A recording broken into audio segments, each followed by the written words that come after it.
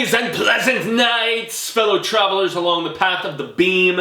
I am known on this level of the tower as Jaime and Fuego, and if it please ya, join me once again for another installment of Hail to Stephen King here on The Horror Show. Gracias so very much for joining me, and a happy St. Patrick's Day to all of you. As you can probably tell, I'm Irish as the day is long, so yes, there will be some JMO, hopefully some Smittix, and yeah, but first and foremost, I had to knock out a long requested video here for you guys. Today was originally going to be me talking about the sequels we didn't need, the remakes we didn't need, all that. Well, I still have a few to watch. It was a much taller order than I realized, so I went to the lengthy list of ideas which I've been given by all of you awesome constant viewers here, and yeah, I'm gonna rattle off the 25.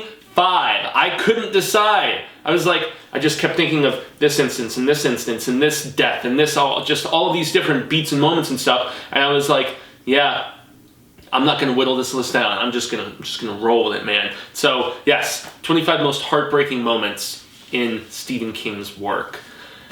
Oh boy, even reliving some of these was just like super rough, man. I do warn there will be spoilers at various times. I'm gonna try my damnedest not to spoil all of these, because this is 25 different stories I'm gonna be talking about here. But, so yeah, if there is a spoiler that I'm just gonna have to give away, I will give you guys just a brief, quick little forewarning before I go into it, and then I'll just give you one of these right after it's safe for you to unmute this video or whatever. So, and these are really in no particular order, but I'm gonna try to just jump around and, you know, make things interesting. Honestly, number 25, and it's a Bachman book technically, but there's something that happens with a pie, the end of Thinner. And it has to deal with this curse that has been placed upon dude, and you know, he's losing all this weight, hence the title Thinner and everything, this gypsy curse that he has, and he determines a means of passing on this death curse, and it's going to be through a pie, and he needs to have somebody eat, and the people plural who end up eating the pie. Oh boy, yeah, it's rough. It's definitely a Bachman book in that respect as far as Stephen King goes, because yeah, the Bachman books often have a much more mean-spiritedness to them. Number 24 is actually going to be, it's heartbreaking, that moment just thinking about the pie.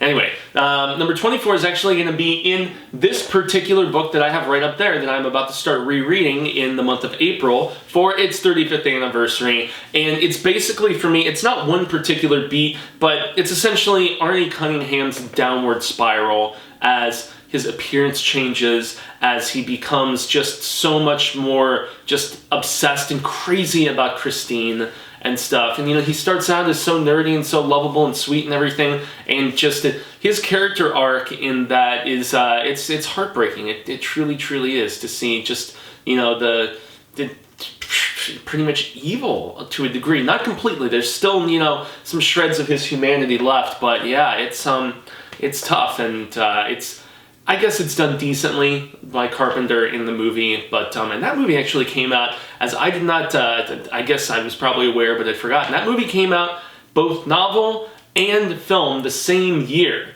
1983. So that's when King was, you know, hitting on heartbreaking cylinders, I guess, because another one that I have to mention here, boy, Gage Creed's death in Pet Sematary. The film didn't come out till, I think, 6 years later, 89, I want to say. The Mary Lambert directed. But yeah, it's really tough for me to choose between the death of Dr. Creed's son, and Pet Sematary is very widely known. You know, so that's why I didn't give you guys like a super spoiler forewarning here. But yeah, just getting run over by a semi, and it's crazy because this beat was inspired by King envisioning, you know, I want to say it was Owen, you know, getting, you know, being a toddler and stuff at the time, just starting to walk, you know, getting run over by the crazy vehicles that went down this, you know, what you would presume to be a quiet road, but no, lots of truckers, you know, would take it to, you know, jump from one highway to another and stuff. And so, yeah, the fact that he envisioned that happening, I came really close instead to choosing when Creed himself is just plunging into his mental meltdown, you know, and he's doing the whole, hey, "Ho, let's go," trying to justify his crazy behavior of burying, burying family members in the Micmac. It's nuts. But in any event, at the end of the day, I decided that is just more horrifying than heartbreaking in a lot of ways. The death of their child, though, was just, very, very rough. Let's skip around to something different. This is another one that I'm going to roll with. And I'm basically going to just combine two stories into one here because of the fact that they had that same twinny kind of counterbalancing beat. Both Dolores Claiborne and Gerald's game. And you find out what the fathers of these daughters have been up to in the Claiborne case and, get up to in Gerald's game. It's heartbreaking and horrifying, honestly. It's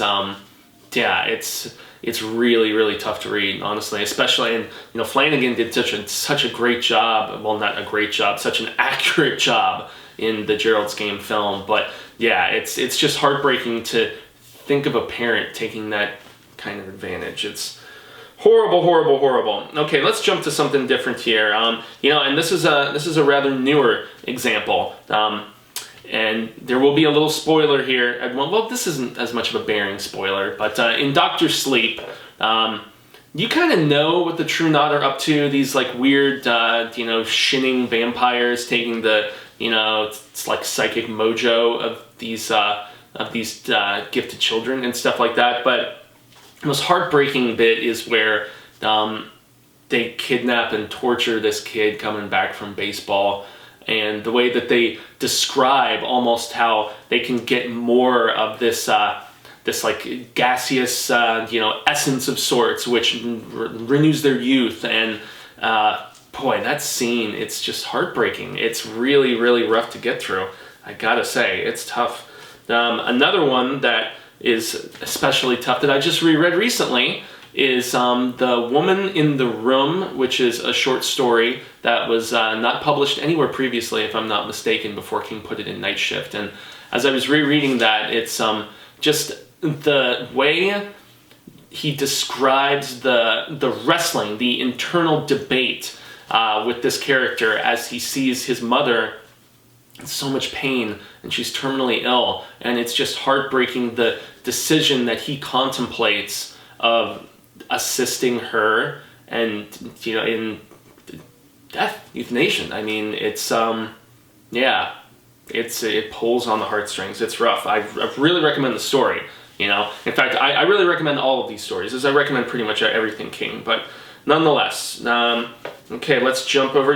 This is another less well-known one.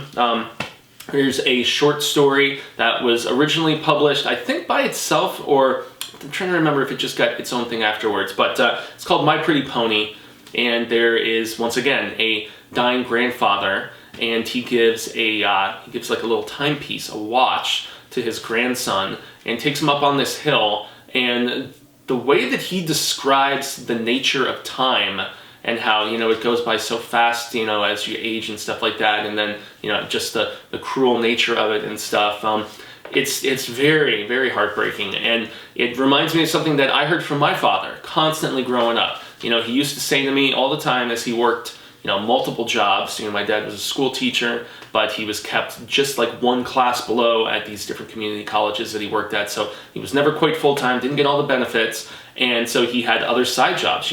He trained canines for the Phoenix Police Department. He made firearms for different hunters, gamesmen, and stuff like that. So we're talking like like bolt action, stuff like that for people who are going and hunting elk. And sorry for any people I might offend by saying that. I'm not trying to, but so basically, my dad did a lot of different things besides teaching and besides raising us at home, since my mom kind of was the breadwinner to some degree in that she worked for the city and she had the good job and the good benefits. My dad raised us during the day and did all of his other things during the day, and then at night would go teach, and then late in the night would go out with the canine guys. And so he used to say to me all the time, "Son, I'm always fighting the clock. I'm always fighting the clock, and I never win."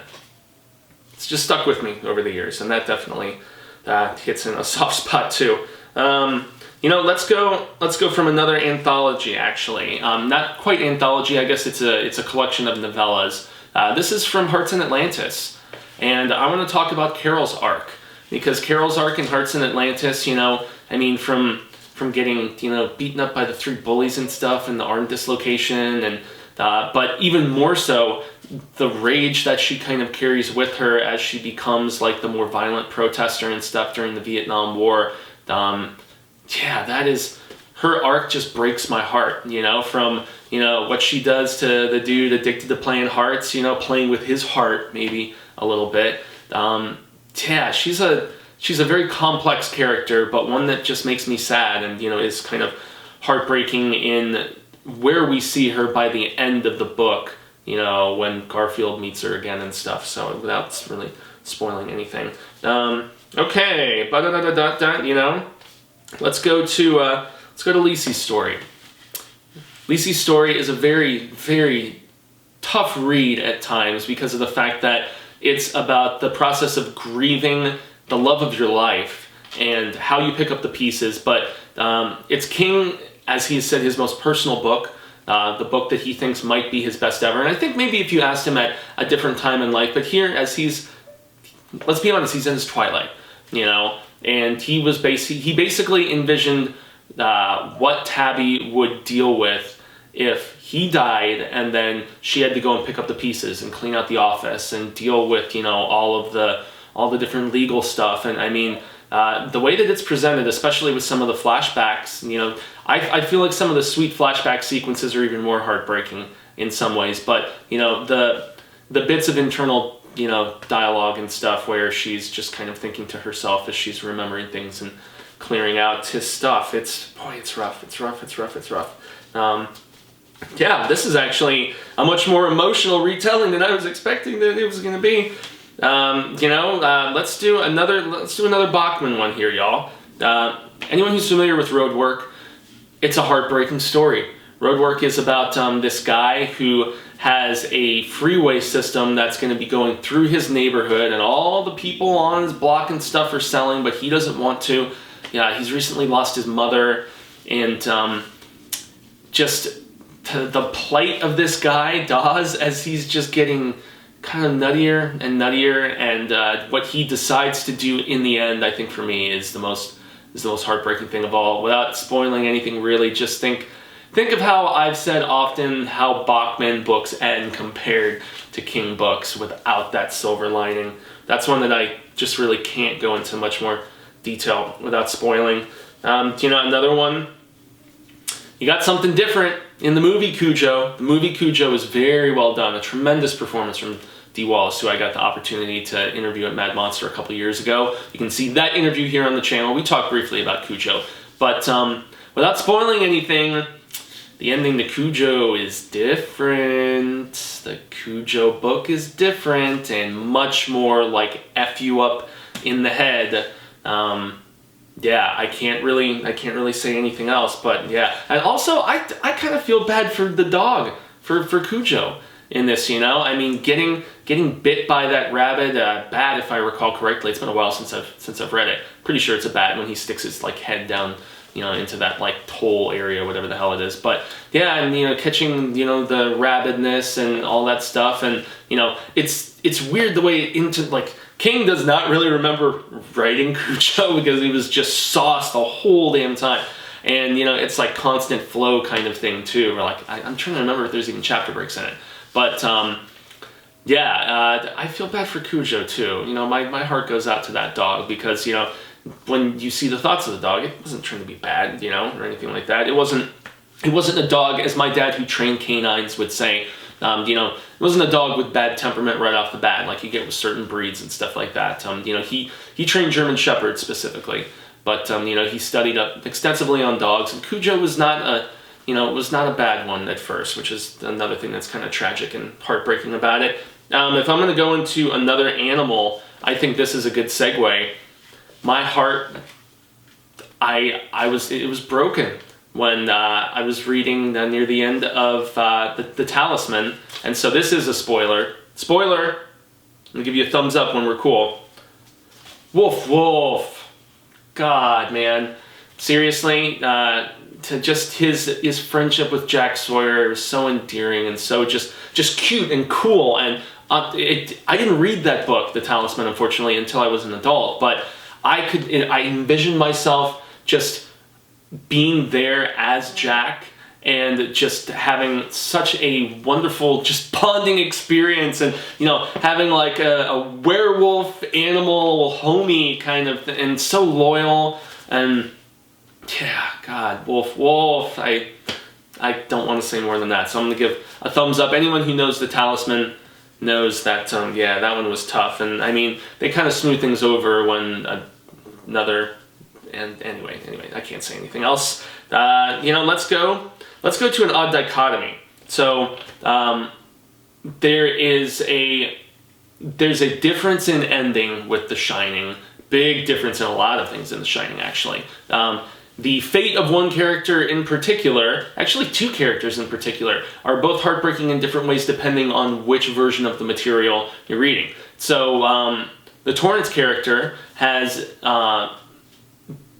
he's not just like total darkness, he has redeeming qualities, and let's just be flat out, he dies in both versions, okay? But you get a redemption aspect in what happens at the end of The Shining, the book, without spoiling things. That's why I tell people all the time, Kubrick made a beautiful film, but I preferred the Torrance. I felt like the Torrance character was a little bit more multi-layered and interesting, and he had more heart despite the descent, but that's enough on that.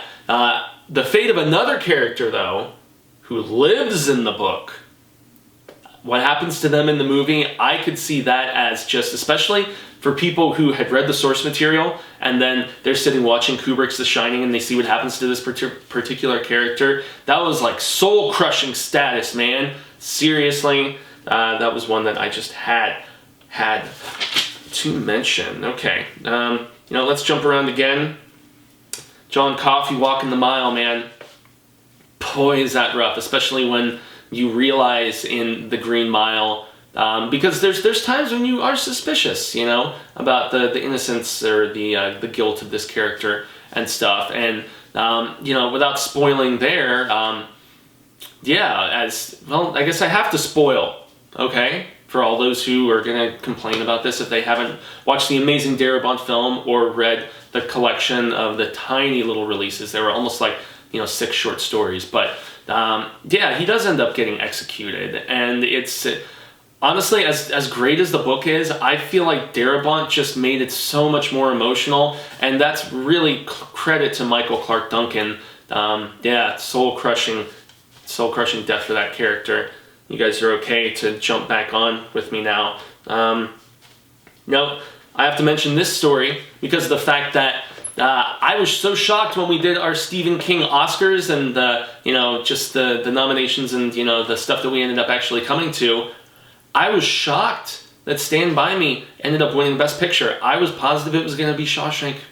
I really was. I thought it was going to be Shawshank, and I was actually pleasantly surprised because I like Stand By Me better also. I wasn't allowed to vote in that, and I'm still not going to. I feel like I need to do a publish of the nominees and the winner, like an article or a Facebook post on the horror show or something. If you guys didn't get the chance to watch the live Hail to Stephen King Oscars that I did, boy, they were fun until some technical difficulties. We'll get more to that next time I try to live stream, I guess. Anyway, but yeah. Coffey's demise, I mean, damn. It was, Michael Clark Duncan, rest peacefully, sir. You gave an amazing performance there. Let's jump to a story, another one that I don't think really a lot of people know very well. There was a 25th anniversary Sematary dance collection that was put out. I think it was called Turn Up the Lights, Turn Out the Lights. I'm sorry if I should have double checked that in my notes, but it was also published in The Bizarre Bad Dreams later on. It was called Summer Thunder, and it's essentially nuclear war has happened, and everyone's dying from radiation. Depending on how far you are. There's this character Robinson, I believe, and he's on the outskirts. He's hiding in a rural area, and he's got a older friend who just sits around and drinks, who he's buddies with and, you know, sees from time to time. But they're all dying of radiation poisoning, which is, you know, soul-crushing in and of itself. But for me, the bit that was even sadder than the two, you know, terminal people was he finds this stray dog that helps him cope with everything, and he names it Gandalf. And as King describes Gandalf's health deteriorating, it kind of just shook me up. I don't know.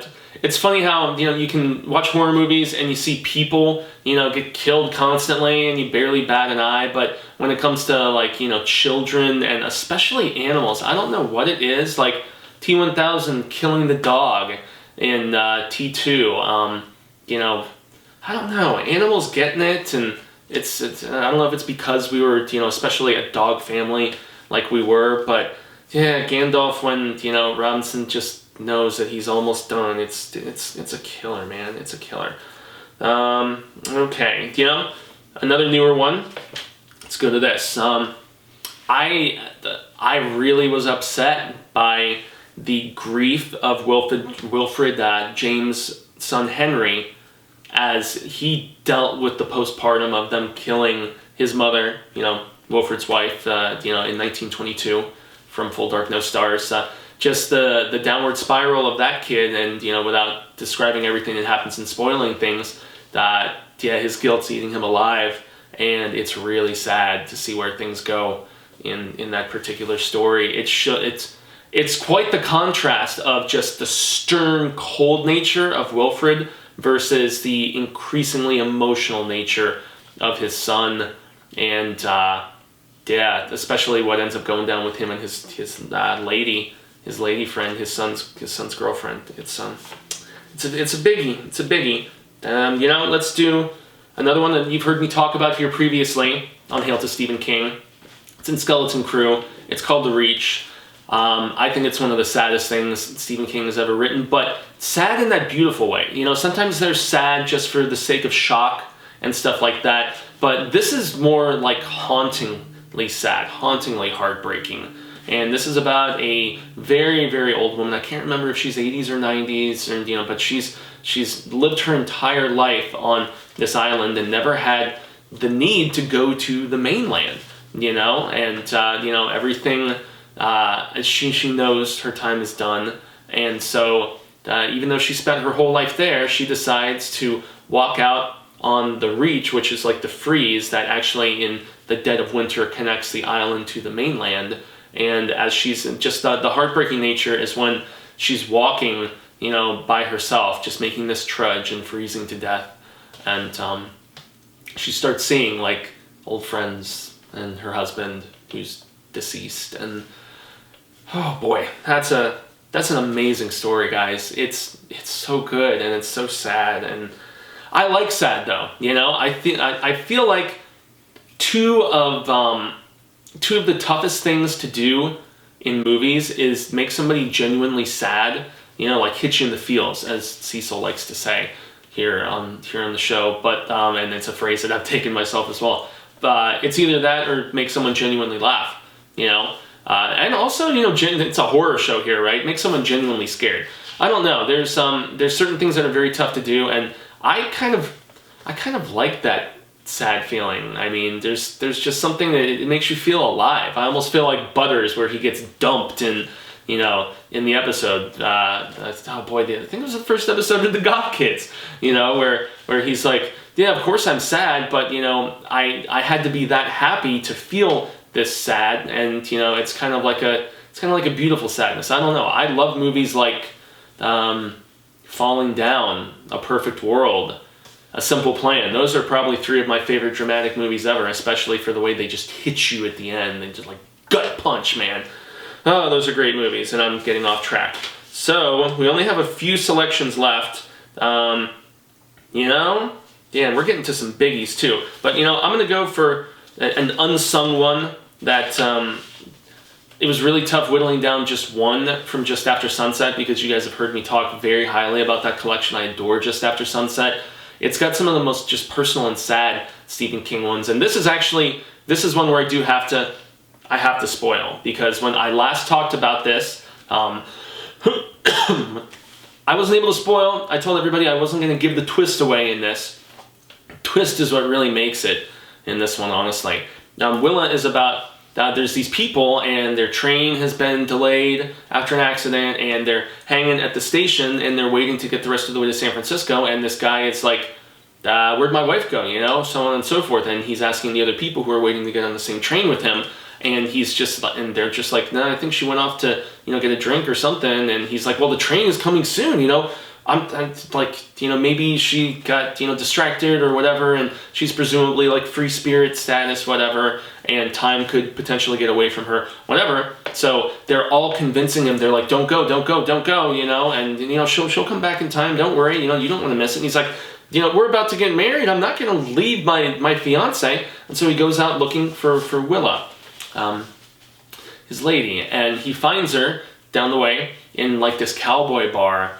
And they sit down and they start talking, and I think it's one of the most romantic Stephen King stories he's ever written. So romantic because these two people are dead, and that's the twist that just is like one that I hate using terms like soul crusher too much, but I mean it hits you like a sack of bricks, man, when you realize that all these people at the terminal are dead, and that's the heart-crushing bit. But what I find so beautiful and romantic about that is even in the afterlife, souls just longing to find each other.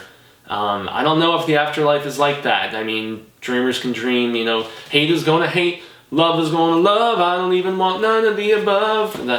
I just want something after. Man, that would really, really suck if this was the end. Beautiful friend, but yes, it's a heartbreaking yet beautiful story. I cannot recommend Willa, the very first tale, in Just After Sunset enough, guys. It's amazing. It's so, so good. I have kind of done this in an order, even though I've skipped around, because there's a few that I just keep looking at, and I'm like, no, I need to save those till near the end. Another probably obvious choice that's really just sad and just tough to go through is Carrie's abuse by her mother. I honestly feel like the religious zealotry and sanity of Carrie's mother is more heartbreaking and saddening than the torment she gets at school, you know, with all the, you know, feminine napkins, you know, those big brawn feminine napkins, and you know, tampons and just all that stuff being thrown at her in the showers. And I mean, honestly, it's more so like when she's getting locked in the closet and she's screaming and all this different stuff. And you know, the original movie did it very well. The various other versions, they did it okay. But yeah, that's what really gets me. Getting over a cold, sorry y'all. But yeah, it's really, really rough to go through that, because you're there with Carrie and just you feel her sadness, and to just the uncertainty of like when you're going to be released from this imprisonment and stuff, which you didn't deserve in any way. You know, it's definitely King at his best, and it was his first novel, as all of you know. We're getting down once again to the nitty gritty. I'm gonna go with one that is not.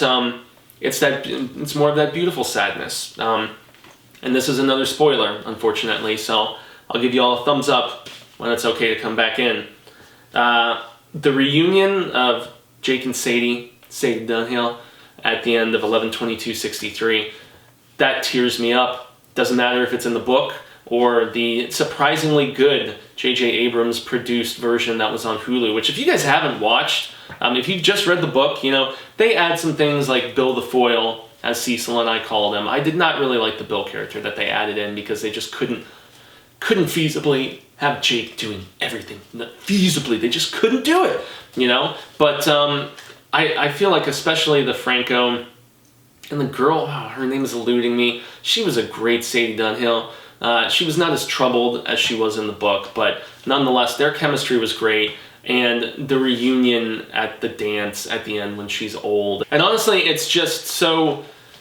It's once again, it's that good sadness, because you want these two to be together so bad, but it's so admirable when somebody is willing to sacrifice love for the greater good. I mean, he saved her life by not being able to be with her, and as a hopeless romantic myself, it's beautiful, man. beautiful, man. Yeah. It's a great story. Please read it. Especially if you're into the dairy stuff. Oh yeah. Especially if you're into the dairy stuff, man. I mean, we get some Beep Beep Richie and Bevy in there. It's so good. So good. You know, I think now is a good time to jump to... Damn, we've only got a couple left. We're going to do the complete opposite. Something completely different. And so I'm going to have to go like this because this is super spoiler status. I'll give you all a thumbs up once we're ready to jump back in. But there's a lot of people that die in the Dark Tower, as you guys know, if you've read the Dark Tower. This is coming from the Dark Tower. The Dark Tower Volume 4 specifically. The fate of Roland Deschain's beloved Susan Delgado. Wow. If you want to talk about something that will ruin your day, yes, the Charyu tree will ruin your day. I'm telling y'all. It's, yeah, especially the way she cries out to him at the end, but there's something interestingly unfeeling about Roland, you know, and it's not just where he lets Jake fall at the beginning of The Gunslinger, the first book. This almost feels like not a reversion, obviously, because this takes place before in his age, or presumably, or how many times around the Circle of Ka has he been at this point? Who knows? But yeah, it's just her fate, especially with how much she loves him, and it's effed up, burned at the stake for, you know, being kind of a little hussy, I guess. Although she was sworn to, you know, some slime ball, but.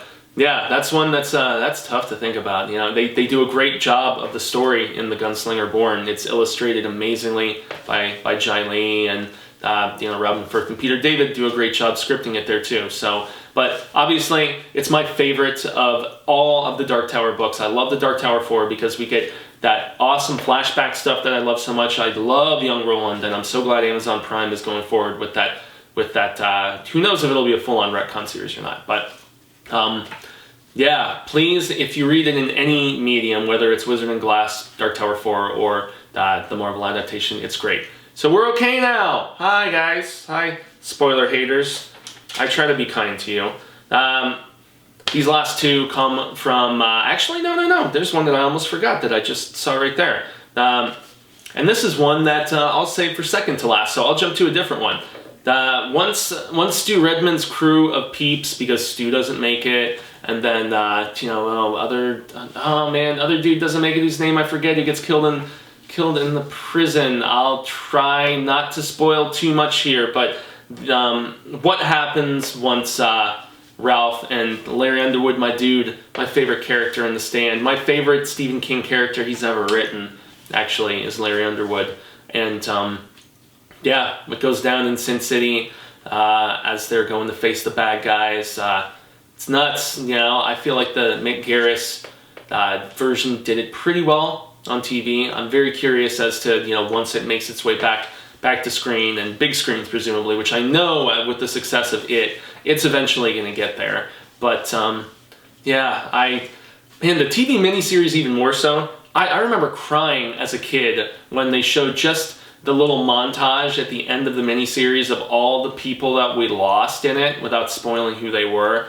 And that, I cried as a kid watching that. I was like 10 years old. I'm just like bawling. It was nutsoid status. So yeah, the fate of Stu's crew, even though Stu is saved, you know, the two that actually end up, you know, getting to the end game with Trash Can Man and stuff. It's yeah, it's really emotional for me. Okay, leave me be. So we got two left. The second one is the one that I'm going to surprise y'all with. It's not based on a Stephen King book. This is actually an original screenplay that he wrote for screen. It's The End of Storm of the Century. So, spoilers. I'll give you a thumbs up when we're okay.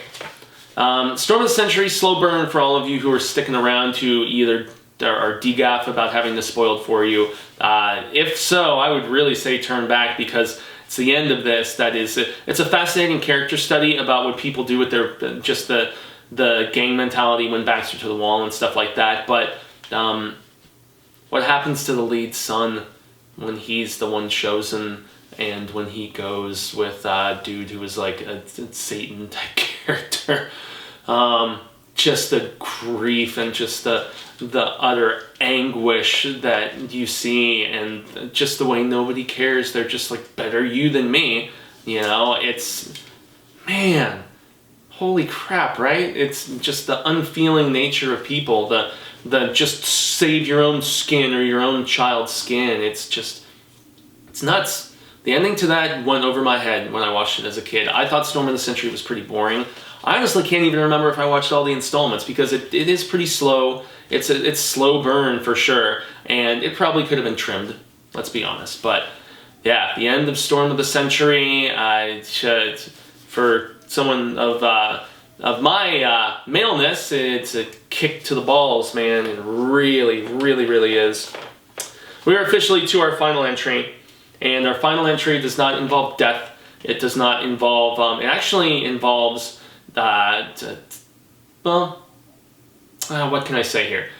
I don't think this is total spoiler, honestly. The very, very ending of it, because, you know, it is told in multiple fragments here and there and stuff like that. I'm just going to describe the feeling at the end of it, where the book especially is what conveys this. The movie, actually, well, we haven't seen part 2, so who knows if they'll convey this properly with the adults, but for those who make it, not specifying who, they had the post-traumatic aspect in it of everything they went through as kids, and then forgetting about it as, you know, they went and, you know, grew up and left Derry and stuff like that. And then when they get back to Derry, everything is coming back to them.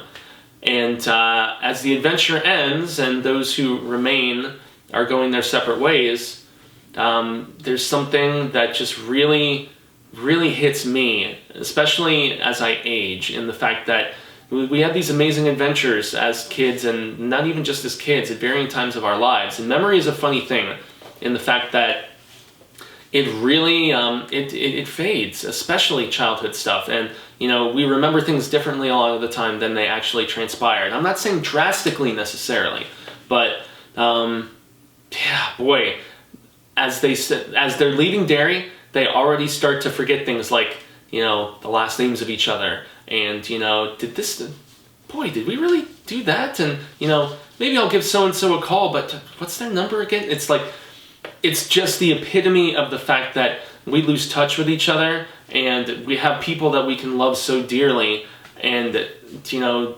because of the nature of the transition of time and just the nature of fading memory, things disappear. And I felt like that's why I described my 3 favorite Stephen King books, and I've mentioned this many times in these video casts here. I'm like, we have Pet Sematary, dark, sad ending. It's like a Bachman ending. Then we've got The Stand, that has that typical King silver lining, the uplifting ending. And then we have the ambiguity and in the middleness of the ending of it, in the fact that it's very bittersweet. And I think bittersweet is the essence of just, you know, heartbreak. It chronicles back to, you know, what I mentioned with Butters and everything on that terrific South Park episode. And, you know, various other people have said it differently. They're like, well, you know, how would the sweet be sweet without those bitter moments as well that, you know, are like kind of sprinkled around? If everything was hunky-dory, you know, all the damn time, I really don't think we would appreciate those really, really great moments in our lives if not for experiencing tough ones. And so that's why the last few pages of it, when that is being realized without spoiling by certain characters, they're realizing things are fading away, and quite quickly as well. Yeah, that'll get you in the feels, as Cecil likes to say. So I gotta say that I always get the feels when I'm talking King with y'all. I try to keep it fun. This has definitely been a little on the rougher side, as I'm like thinking about just good art induces a reaction from us, and most King stuff does that for me, but there's these 25 stories specifically that really, those beats in particular, just get to me. And so I hope you guys and gals have enjoyed this video. I extend a grande gracias once more. I've been Jaime and Fuego. You can find me on all social media sectors: Twitter, Instagram, Facebook, YouTube. I hope everyone is celebrating patties safely and responsibly. If you happen to tune into this video today, yeah, pour yourself some Irish whiskey or something, and then, you know, listen to this, and, you know, hit those feels too if you don't have anything going on. Make sure to like, share, subscribe, hit that bell if you haven't, so you get notifications when you subscribe here on The Horror Show, so that you can see Hail to Stephen King every Terrifying Tuesday and Scarific Saturday. And yeah, the next installment hopefully will be me doing, you know, all of those sequels and remakes that we didn't need. I look forward to discussing those with you. And until the Wheel of Ka comes around once more, hasta luego, sin amigos and constant readers. I appreciate your patronage and your support here. And until we connect once more, remember, stay scared and read Stephen King. It's tough to pick one here. I mean, maybe The Reach. Yeah.